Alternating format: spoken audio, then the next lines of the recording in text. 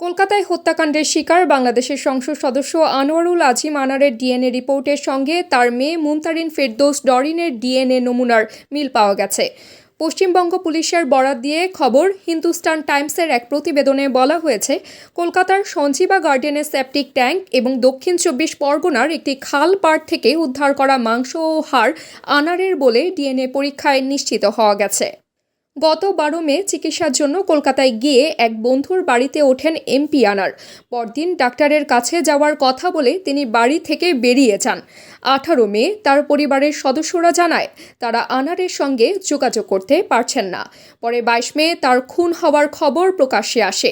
এরপর হত্যা মামলার তদন্তে সিআইডি তার মাংস ও হাড়গোড় উদ্ধার করেছিল।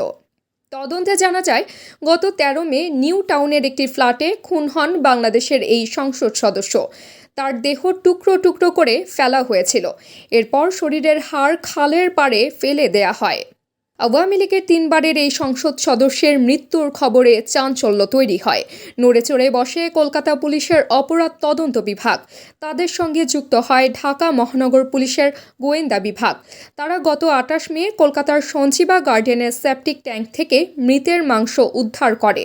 এরপর ৯ জুন দক্ষিণ ২৪ পরগনার একটি খালের পাড় থেকে হাড় উদ্ধার করে সিআইডি।